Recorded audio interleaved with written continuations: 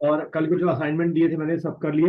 एक तो आपको लिस्ट ऑफ प्राइम मिनिस्टर मैंने दे रखा था, एक तो ये करना था आप लोग को, और दूसरा मैंने शायद ये बोल रखा था, अगर नहीं बोला है तो उसको करेक्ट कर देना मुझे, कि ऐसे कितने प्राइम मिनिस्टर्स हैं जिनको क्या मिल चुका है, भारत रत्न मिल चुका है। ठीक है, ये वाला भी अगर नहीं किया है तो कर लेना, कि उनका थोड़ा सा बैकग्राउंड चेक कर लेगा कि कितने प्राइम मिनिस्टर्स को जो है आपका भारत रत्न मिला है कि नहीं मिला है।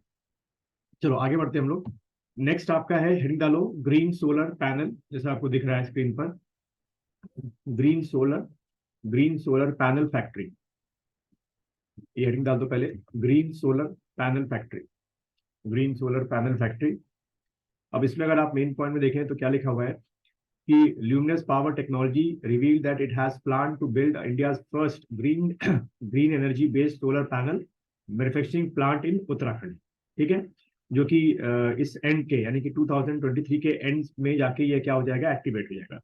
तो इसको शॉर्ट करके लिख लो, फर्स्ट पॉइंट बना के लिख लो, India first green energy based solar panel manufacturing unit established by Luminous Power Technology। पहले ये लिखो खाली, India's first, India's first green energy, India's first green energy based solar panel manufacturing unit going to establish by Luminous power Technology in Uttarakhand, in Uttarakhand. तो हमारे लिए बहुत अच्छा opportunity है, इन्वेस्टमेंट हमारे यहाँ काफी हो रहा है इससे। मुझे पूरी उम्मीद है कि पूरे नॉर्थ इंडिया में जो सोलर पैनल्स के रेट हैं वो आपके नीचे आएंगे। ठीक है, और दूसरा पॉइंट अगर देखो जो यहाँ पर मैंने लिखा है कि location of new India's first green energy based solar panel is Rudrapur.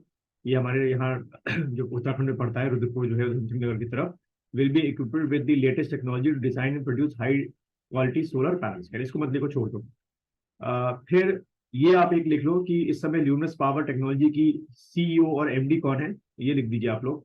Preeti Bajaj is the current CEO and MD of LPT, यानी कि luminous power Technology. Preeti Bajaj is the current CEO and MD of Luminous Power Technology, Luminous Power Technology। ठीक है, और एक और point आप लोगों को दिख रहा होगा यहाँ पर नीचे की ओर कि Narendra Modi goal for being net zero by 2070। तो ये ईयर आपसे पूछ सकते हैं कि गवर्नमेंट ऑफ इंडिया ने जो नेट जीरो का टारगेट डिसाइड किया है वो क्या, कौन सा ईयर डिसाइड किया, तो भाई आप टिक करके आइएगा 2070। यहाँ पे नेट जीरो कार्बन इमिशन की बात हो रही है, यानी कि बाई 2070 तक इंडिया जो है वो पेट्रोल हो गया, डीजल हो गया, केरोसिन ऑयल हो गया, ये पूरी तरीके से हमारे यहाँ बंद हो चुका होगा 270 तक। और हमारे यहाँ जो भी ऑटोमोबाइल होगा या जो भी आपका पावर के सोर्सेज होंगे वो क्या होंगे, आपके ग्रीन एनर्जी के ही सोर्सेज होंगे। अब देखते हैं 270 तक दुनिया बची रहती है या जिस हिसाब से क्लाइमेट चेंज, ग्लोबल वार्मिंग हो रही है वो अलग बात है, लेकिन एग्जाम में अगर आ जाए तो 270 टिक करके आए। ठीक है, कि भाई 270 जो है हमने क्या रखा है, टारगेट रखा है। हो गया यहाँ तक दोनों का, कितना पॉइंट लिख लिया।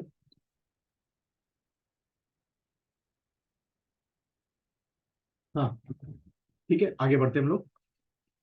नेक्स्ट यहीं से एक चीज जो है थोड़ा सा आप लोगों ने शायद पहले कभी पढ़ा भी हो इस चीज को लेकर, कि ये जो आपके ये बनते हैं सोलर एनर्जी से जो बिजली बनती है वो बनती कैसे। तो जैसे कि आप इस डायग्राम में देख रहे होगे इनसाइड ऑफ फोटोवोल्टिक सेल वाले में, कि इसमें क्या होता है आपका, कि जो सन एनर्जी होती है उसमें क्या होते हैं, फोटोन के पैकेट्स होते हैं। ठीक है, एनर्जी के पैकेट होते हैं, उनको हम लोग क्या बोलते हैं, फोटोन के पैकेट्स।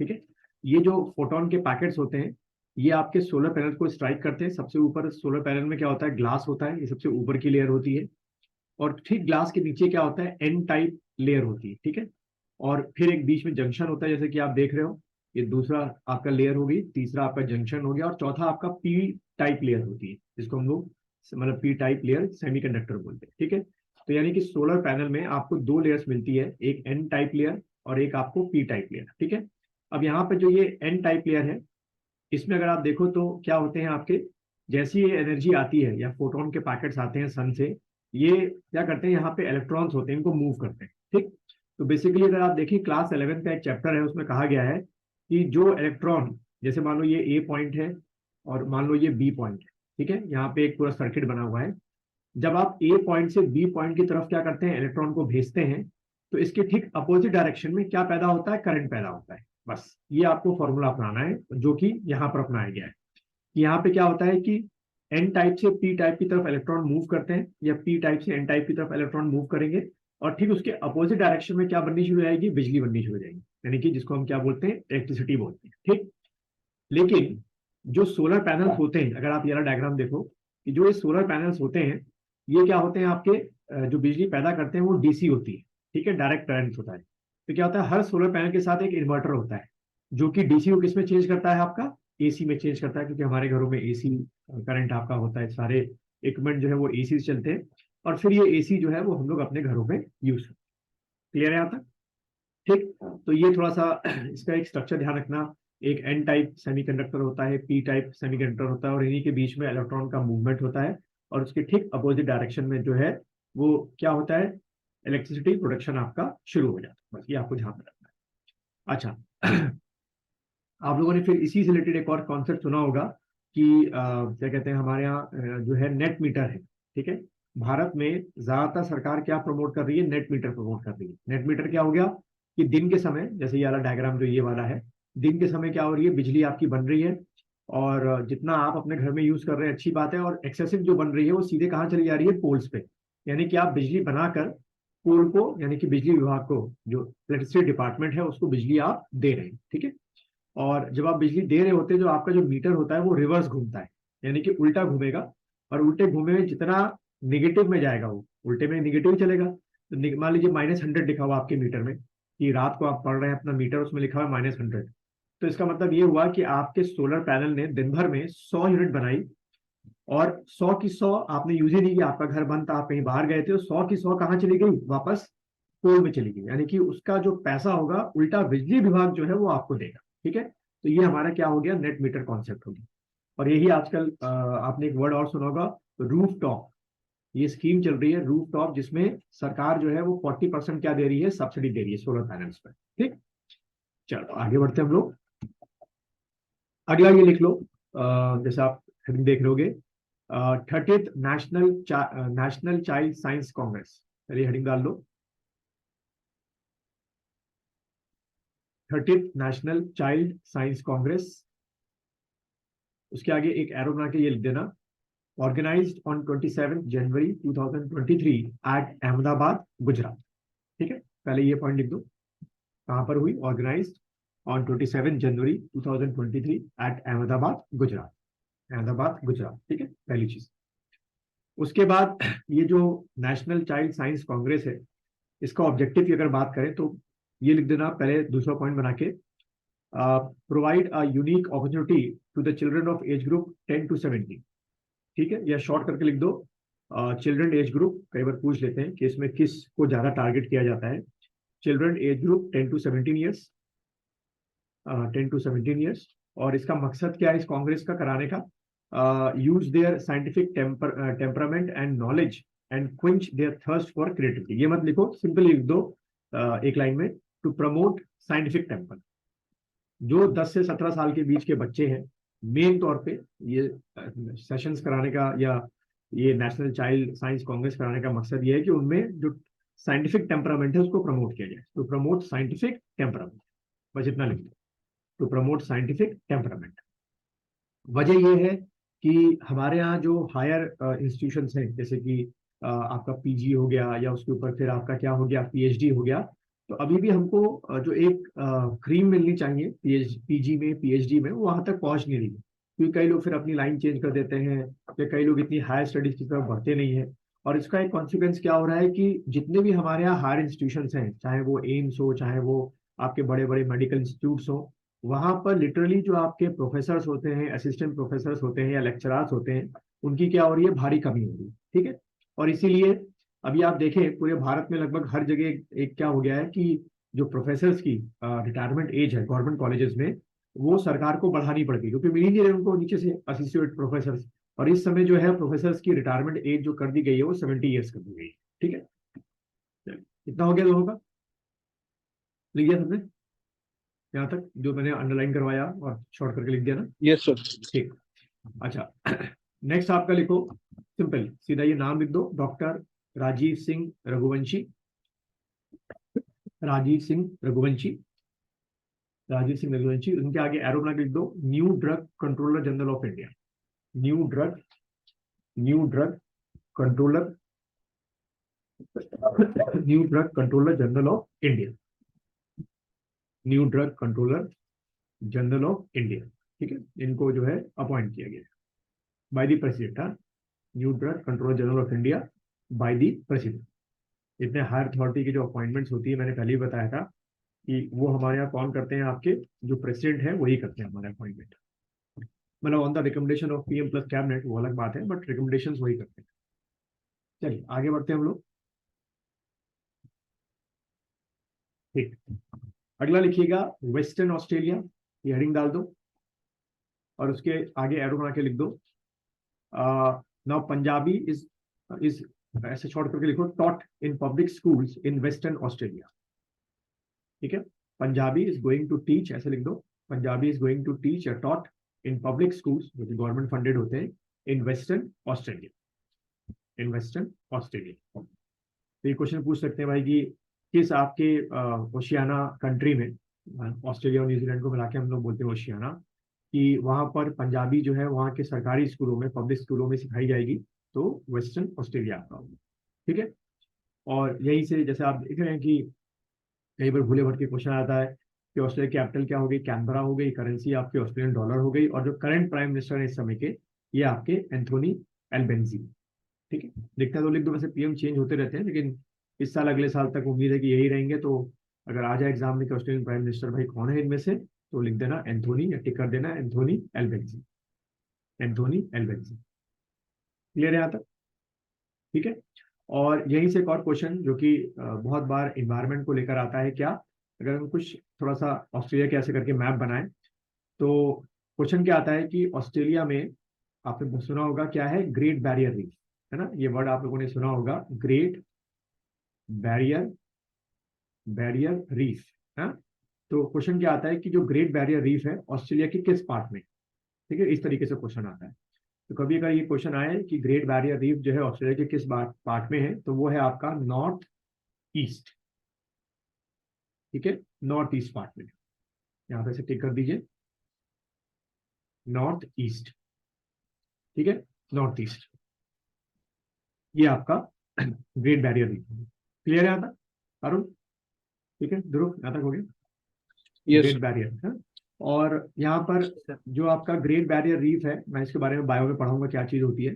वैसे ये आपके क्या होते हैं, हमारे यहाँ एक फाइलम होता है निडेरिया, ठीक है, उसके उनकी एक कॉलोनीज होती है निडेरिया, या इसका एक और नाम क्या है, सिलेंटीरेटा, सिलेंटीरेटा, ठीक है, COLENTERATA, सिलेंटीरेटा, उनके ये जानवर होते हैं जो कि ये कॉलोनीज बनाते हैं, और इन्हीं को हम लोग क्या बोलते हैं, ग्रेट बैरियर रीफ होते हैं।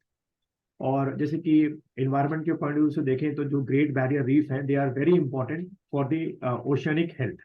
कहते हैं कि अगर ग्रेट बैरियर रीफ मरने शुरू हो जाते हैं, इनकी कॉलोनीज खत्म होनी शुरू हो जाती है, तो या तो उस ओशियनिक वाटर में, सलाइन में जो सैलिनिटी है वो आपकी बढ़ी है ड्यू टू दी पोल्यूशन, तब आपके ये जो ग्रेट बैरियर रीफ की कॉलोनीज हैं वो खत्म होनी शुरू हो जाती हैं। और या वहाँ का जो ओशन का जो टेम्परेचर है वो आपका हाई हुआ, क्योंकि जो ये ग्रेट बैरियर रीफ होते हैं इनके लिए जो सुटेबल टेम्परेचर होता है वो 22 डिग्री से लेकर 23 डिग्री सेल्सियस के बीच होना चाहिए। थोड़ा बहुत ये फ्लक्चुएशन चलता है 21 से 23 के बीच में, लेकिन अगर ये टेम्परेचर है 21 से 23 के बीच में, तो इसी वजह से क्या होता है आपका अगर कम हो जाए तो मुसीबत, ज्यादा हो जाए तो मुसीबत। तो कह रहे हैं ना कि जिस समय अभी जिस समय क्लाइमेट चेंज हो रहा है, ग्लोबल वार्मिंग हो रही है, तो ओशन के क्या हो रहे हैं, टेम्परेचर बढ़ रहे हैं, मतलब 23 से भी ऊपर जा रहा है, 24 25 जा रहा है। तो कुछ जगहों पर जो ये रीफ्स है, खाली ऑस्ट्रेलिया में नहीं मिलती, कई जगहों पर मिलती है, छोटे छोटे पैचेस में मिलती है। जैसे फॉर एग्जाम्पल अगर हम बात करें इंडिया और श्रीलंका, है ना, तो इंडिया और श्रीलंका के बीच में आपका यहाँ पे क्या है, गल्फ ऑफ, आपने पढ़ा होगा, मन्नार, ठीक है, गल्फ ऑफ मन्नार है, या यहाँ पे और क्या बोलते हैं, पार्क स्ट्रेट, ठीक है, श्रीलंका और इंडिया के बीच में। तो ये पार्क स्टेट या गल्फ ऑफ मन्नार में भी क्या मिलती है, आपका रीफ मिलती है। तो ये भी कहते हैं कि धीरे धीरे इसकी पॉपुलेशन या जो डेंसिटी है खत्म हो रही है, तो शायद यहाँ के जो टेम्परेचर है वो आपके बढ़, ठीक। चलिए आगे बढ़ते हैं हम लोग। अच्छा, यहीं से क्वेश्चन जब लैंग्वेज की बारी आई है, तो अरुण किस शेड्यूल में आपका लैंग्वेजेस है, टोटल 12 शेड्यूल है, लैंग्वेजेस के शेड्यूल में 22 लैंग्वेजेस, एट सर। हाँ, ठीक है। जो इसको लिख लो आप, क्या कहते हैं ध्रुव, शेड्यूल 8 में क्या है आपकी 22 लैंग्वेजेस, ठीक है, 22 लैंग्वेजेस। और टोटल जो है हमारे कॉन्स्टिट्यूशन में देखा जाए तो टोटल 12 शेड्यूल है, लेकिन ओरिजिनली 1950 में जब हमने इसको इम्प्लीमेंट किया था तो सिर्फ 8 ही शेड्यूल हुआ करते थे। बाद में हमने 4 जो शेड्यूल है वो क्या किए हैं, एड ऑन किए, ठीक है, ये भी आप लोग ध्यान रखेंगे। अच्छा आगे बढ़ते हैं हम लोग। नेक्स्ट लिख लीजिए, इसको ऐसे लिखो जैसे मैं डिक्टेट कर रहा हूँ। India first centre of excellency in online gaming started at Shillong by March 2000 या इन मार्च 2023। जितना मैंने अंडरलाइन किया उसको लिख लो। India first centre of excellency, India first centre of excellency in online gaming, in online gaming, ठीक है, online gaming started at Shillong in March 2023। तो अब एज यूजुअल कि जहां जहां आपका ये वर्ड फर्स्ट लग जाता है तो वो वर्ड इंपॉर्टेंट हो जाता है, मतलब वो चीजें एग्जाम में आपसे पूछी जा सकती हैं, ठीक है। और ये जो चीजें हम प्रमोट कर रहे हैं ये हम किसके अंदर प्रमोट कर रहे हैं, स्किल इंडिया के अंडर में प्रमोट कर रहे हैं। और मकसद ये है कि ज्यादा से ज्यादा जो लोकलाइट यूथ है, जैसे इसमें लिखा हुआ है कि around 50,000 youth in Meghalaya in future ready skill with industry backed by job opportunities. तो अच्छी बात है, हम लोग जॉब अपॉर्चुनिटीज दे रहे हैं। अब यहीं से देखो आप लोग, ये जो नॉर्थ ईस्ट का मैप आपको दिखाई दे रहा होगा आप लोगों को, यहाँ से काफी क्वेश्चन बन जाते हैं। क्या क्या क्वेश्चन बन जाते हैं उसको आप लोग असाइनमेंट के तौर पे करोगे। सबसे पहला क्वेश्चन क्या बनता है कि सेवन सिस्टर्स आप लोग को पता ही है, तो उसके बारे में हम लोग बात नहीं करेंगे। सेवन सिस्टर्स में एक बेसिक क्वेश्चन आता है कौन सा स्टेट नहीं आता है, तो सेवन सिस्टर में क्या सिक्किम जो है वो नहीं आते हैं, ठीक है। एक चीज तो सेवन सिस्टर में आपके जो ये वाले हैं आसाम, अरुणाचल, नागा, मणिपुर, मिजोरम, है ना, मेघालय, त्रिपुरा, ये सेवन सिस्टर्स हो गए। दूसरा क्वेश्चन क्या बनता है जो पूछ सकते हैं कि सेवन सिस्टर्स में यानी कि नॉर्थ ईस्ट में सबसे लंबी बाउंड्री किसकी चाइना के साथ है, ये आपका क्या हो गया, चाइना हो गया। तो यहाँ देख के पता चल रहा है कि अरुणाचल प्रदेश है। लेकिन फिर अगर आप इधर आए कि ये जो आपका सो कॉल्ड बर्मा या म्यांमार, इसमें वो कौन सा स्टेट है जिसकी सबसे लंबी बाउंड्री बर्मा या म्यांमार के साथ शेयर होती है, क्या वो नागालैंड है, क्या वो मणिपुर है, क्या वो मिजोरम। एक क्वेश्चन तो ये आप लोग को सर्च करना है, ठीक है। यहाँ से देख के गलत हो सकता है, पहले बता दूं, क्योंकि ये कैलकुलेटेड नहीं है, थोड़ा बहुत बाउंड्री ऊपर नीचे हो सकती है। दूसरा क्वेश्चन ये बन सकता है कि नॉर्थ ईस्ट के जो स्टेट बांग्लादेश से बाउंड्री शेयर करते हैं, ठीक है, जैसे कि आप देख रहे हो कौन कौन से स्टेट करते हैं बाउंड्री शेयर।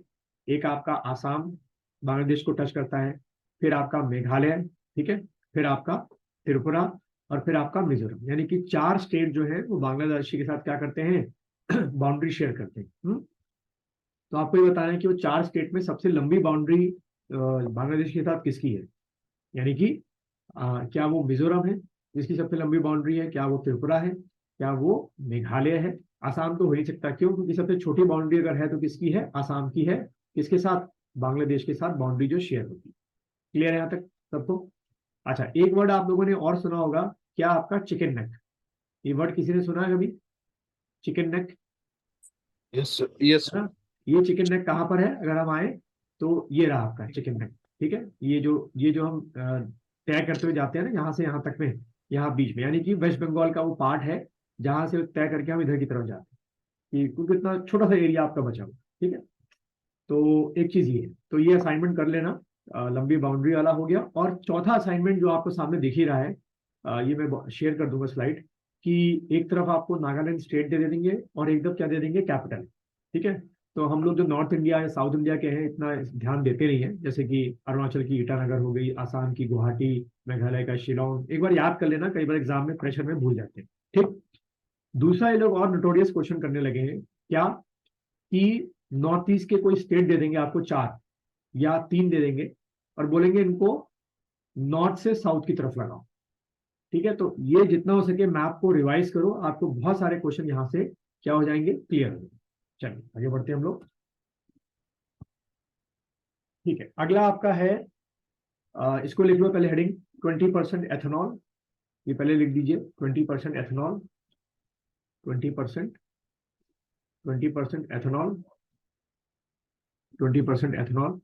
और इसमें जैसा आप देख रहे हैं क्या लिखा हुआ है कि ऑन, इसको जैसे मैं बोल रहा हूँ वैसे लिखो, on 1 April 2023, on 1 April 2023 E20 roll out, ठीक है, E20 roll out, E20 roll out और क्या है E20? सिर्फ आपसे ऐसे पूछ सकते हैं व्हाट इज E20, तो क्या है भाई E20?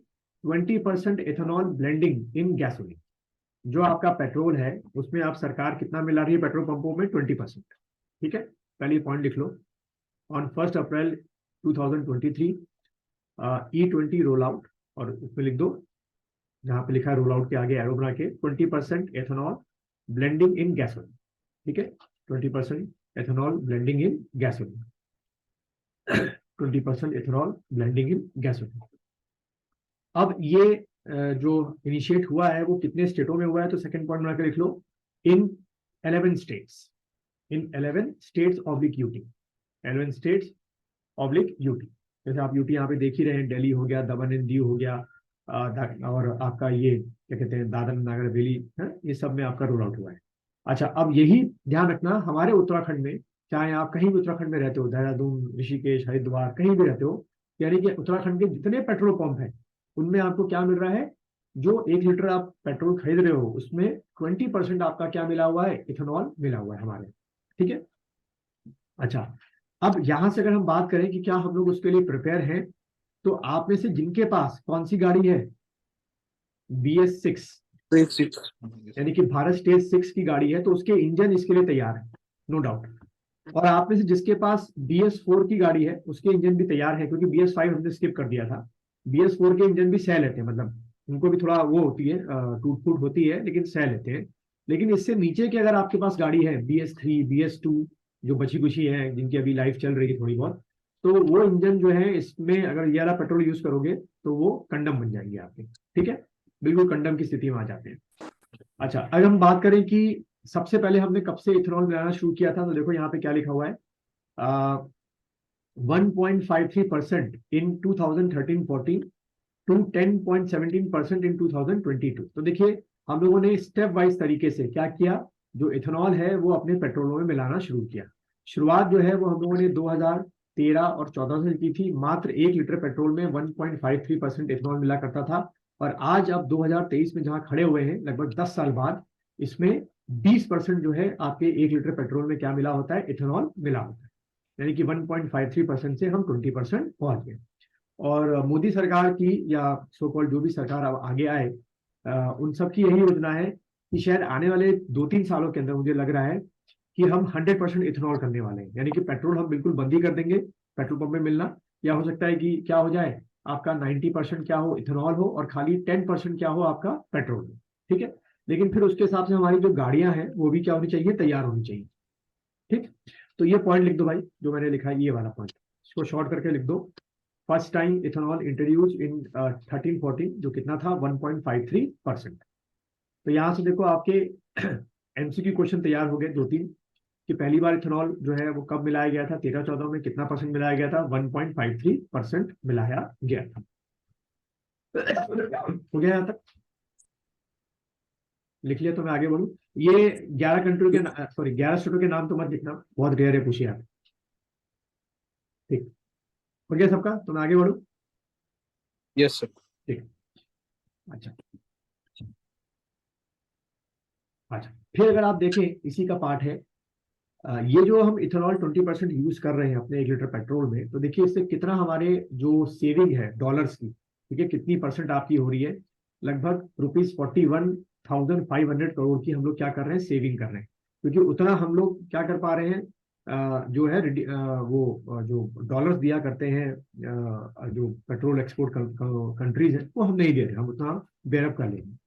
साथ ही साथ दूसरी जो इन्वायरमेंट के पॉइंट ऑफ से देखी जाए, तो ये तो पहली अचीवमेंट होगी भाई, पैसे हमारे बच रहे हैं।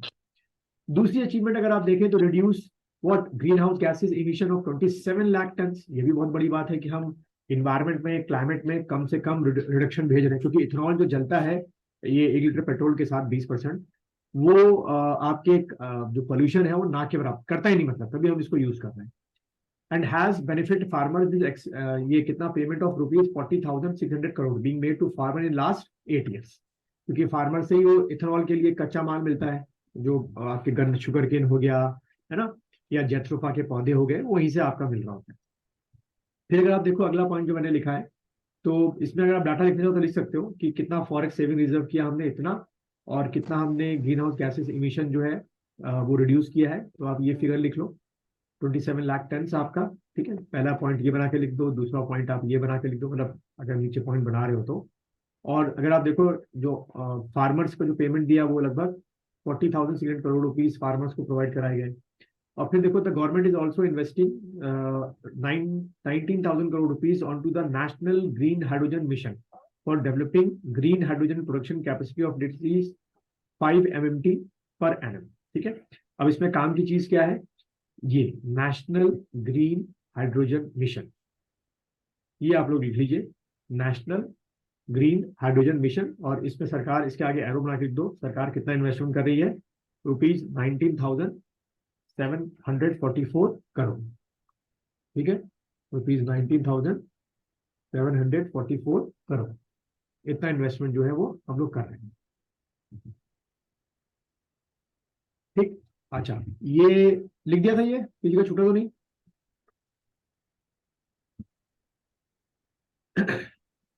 अगर ये लिख दिया है तो फिर मैं आगे बढ़ूं, क्योंकि मुझे बता दो भाई, मैं Yes, थोड़ा sir. तेज तो नहीं मतलब पढ़ रहा, तो छूट रहा है तो। ध्रुव, Yes, sir. Yes, sir. Okay, sir. हो गया ना, ठीक। अच्छा, दूसरा इसी का पार्ट है, जो ये मैं आप लोगों से बात कर रहा था भारत स्टेट इमिशन वाले की, BSES। तो ये इंट्रोड्यूस देखो कब हुआ था, तो शॉर्ट में लिख दो 2000 में, ठीक है। कि BS जो कॉन्सेप्ट है वो कब इंट्रोड्यूस हुआ, 2000 में। और जैसे देखिए यहाँ क्या लिखा हुआ है, the Indian government in 16 announce that instead of BS5 they would directly start with BS6 from 2020। तो ये भी आ सकता है एग्जाम में, ठीक है। तो शॉर्ट करके लिख दो, BS concept started in 2000 and BS6 concept started in 2020, ठीक है। तो उस समय बड़ी सस्ती गाड़ियां बिकी थी, कौन सी, BS4 वाली, वो गाड़ियां बेचनी थी बस। अब तो जो भी आप मार्केट जाओ तो अब तो BS4 गाड़ी बंद हो गई, अब के बहुत पहले बंद हो गई थी, अब जो बिक रही है वो BS6 बिक रही है। और जैसे कि आपको पता होगा कि एक बार में 15 साल के लिए ही आपको गाड़ी मिलती है, ठीक है, जो आप रजिस्ट्रेशन करवाते हैं। और हर स्टेट में नियम अलग है। जैसे हमारे उत्तराखंड में क्या है कि आप 15+5 कर सकते हैं, यानी कि एक बार आप गाड़ी खरीदेंगे, 15 साल चलाइए उसको, फिर दोबारा रिन्यू आप खाली 5 साल के लिए करा सकते हैं। जब आपकी गाड़ी को 20 साल हो जाएंगे उसके बाद वो गाड़ी रिन्यू नहीं होगी, वो कबाड़ में जाएगी, ठीक है। कई आपके स्टेट है, जैसे गुजरात हो गया, महाराष्ट्र हो गया, इसको एक बार चेक कर लेना। लेकिन मुझे ध्यान आ रहा है कि यहाँ पर क्या है, सिर्फ एक ही बार के लिए 15 साल के लिए गाड़ी परचेज कर सकते हैं आप। उसके बाद वो रिन्यू होती है, उसको आपको स्क्रैप, अभी सरकार ने नई स्क्रैप पॉलिसी इंट्रोड्यूस की है, उसको भी हम लोग समझेंगे क्या है। तो जब आप अपनी गाड़ी स्क्रैप में देते हैं तो वहां से क्या मिलता है, आपको सर्टिफिकेट मिलता है, ठीक है, पहली चीज। उस सर्टिफिकेट का फायदा क्या है, जो आपकी गाड़ी की कॉस्ट है उसका लगभग 1% या 2% आपको मिलता है, ठीक है, स्क्रैप के तौर पे। तो वो सर्टिफिकेट में लिख जाता है। जब आप नई गाड़ी लेने जाते हो और अपना वो सर्टिफिकेट दिखाते हो स्क्रैप वाला, तो जो आपकी नई गाड़ी की कीमत है उसमें लगभग लगभग 2%, राउंड फिगर में लो कि 2% क्या होता है, गाड़ी की कीमत कम हो जाती है, ठीक है। मान लीजिए अगर आपकी 1 लाख की गाड़ी है तो 2,000 रुपये आपकी गाड़ी में कम हो जाएगा, यानी कि आपको 98,000 रुपीज ही आपको देने। पहली चीज तो ये बेनिफिट है। दूसरा बेनिफिट क्या है कि लोग अपनी गाड़ियां स्क्रैप में दें। दूसरा बेनिफिट मुझे लगता है सबसे ज्यादा अच्छा है, और वो है कि ये जो आपने नई गाड़ी खरीदी है एक्स, इसका आप क्या करवाओगे, RTO में रजिस्ट्रेशन करवाओगे। तो आपको पता है ना कि एक्स शोरूम प्राइस क्या होता है, और उसमें जब आप देखते हैं कि अच्छा 5 लाख की गाड़ी है और एक्स शोरूम प्राइस इतना है, लेकिन जैसे आप गाड़ी बोलते हो कि दे दो, तो क्या सर इसमें 50,000 तो वो लगेंगे उसके, इंश्योरेंस प्लस आपका रोड टैक्स। तो अगर आपने स्क्रैप करवाया अपनी गाड़ी को, तो आपका जो रजिस्ट्रेशन होता है वो कुछ टाइम के लिए फ्री होता है, शायद 4 साल या 5 साल के लिए, उसके बाद आपको कराना पड़ेगा 10 साल के लिए। और पहली बार का 3 साल का जो आपका इंश्योरेंस होता है वो भी आपको कुछ कंपनीज क्या दे रही है, फ्री दे रही है। तो ये सरकार और कंपनी मिलकर लोगों को प्रमोट कर रही है कि भैया गाड़ी जो है स्क्रैप में करो। हमारे यहाँ आपको पता है भारतीय टेंडेंसी, इंडियन टेंडेंसी है कि फादर वही गाड़ी चला रहा है, बेटा भी वही गाड़ी चला रहा है ना। जबकि यूरोप और अमेरिका में जैसे आप लोगों को पता होगा, वहां पे गाड़ियां जो है वो ज्यादा से ज्यादा चलाएंगे कितना, 5 साल। और 5 साल के बाद उसको वो स्क्रैप करवा देंगे और नई गाड़ी खरीदेंगे, क्योंकि उसका मेंटेनेंस बड़ा महंगा है, ठीक है। अच्छा, फिर यहीं से ये मैंने बायोफ्यूल वाला भी ले लिया था, तो उसको हेडिंग डाल दो, बायोफ्यूल्स। बायोफ्यूल्स क्या है, इसको देख लो क्या लिखा हुआ है, any hydrocarbon fuel that is produce from an organic matter, ठीक है, in a short period of time is considered as biofuel. ठीक है। तो बायोफ्यूल मेन तौर पे क्या हो गया, हाइड्रोकार्बन फ्यूल हो गया। ठीक है, आप एरो बना के लिख दो हाइड्रोकार्बन फ्यूल। और मेनली तौर पे हमको बायोफ्यूल जो हम कोशिश कर रहे हैं किससे लें, खाली प्लांट से लें। ठीक है। और अगर आप देखो अगला पॉइंट, बायोफ्यूल में भी solid liquid gaseous in nature. ठीक है। सॉलिड में क्या हो गया, वुड आपका हो गया, ड्राई प्लांट्स मटेरियल मेन्योर आपका हो गया, लिक्विड में बायोइथेनॉल हो गया, बायोडीजल हो गया, और गैसेस में क्या हो गया, बायोगैस हो गया। ये सारे किसकी कैटेगरी में आ गया, आपके बायोफ्यूल की कैटेगरी में आपके आ गए। तो इतना पार्ट आप लोग लिख लो, ये बायोफ्यूल लिख दो, उसके आगे लिख दो हाइड्रोकार्बन, और फिर ये आपकी ये जो कैटेगरीज है इनके आगे इसके एग्जाम्पल लिख दो। फिर कई बार एग्जाम में पूछने लगे आजकल ये कि बायोफ्यूल का गैसियस एग्जाम्पल चारों में से क्या है, तो बायोगैस हो गया। लिक्विड एग्जाम्पल क्या है, बायोइथेनॉल और बायोडीजल हो गया। Solid example solid dry plants material और मैन्योर हो गया। ठीक है, इसको लिख दो आप लोग, इतना पार्ट लिख दो पहले। जब हो जाए मुझे बता दो कि लिख लिया आप लोगों ने।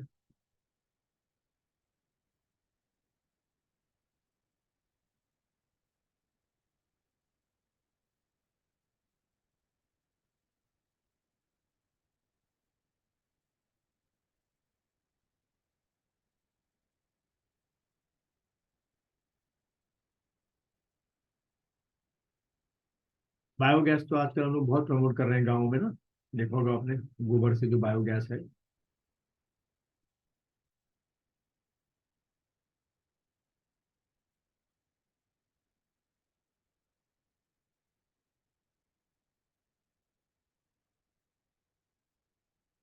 हो गया है सबका।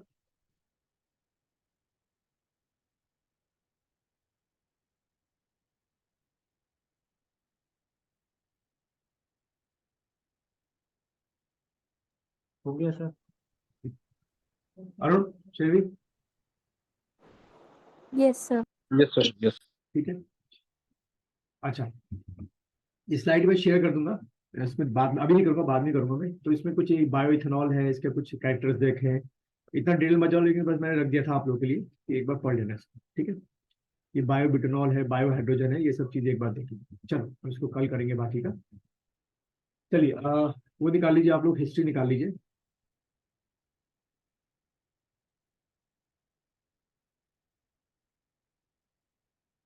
हिस्ट्री में हम लोग, अकबर हमारा हो गया था, जहांगीर भी मेरे ख्याल से हम लोगों ने कर लिया था। जहांगीर हो गया था हमारा। जी सर, हो गया था। शाहजहां है। शाहजहां साहब आगे थे हमारे, चलो।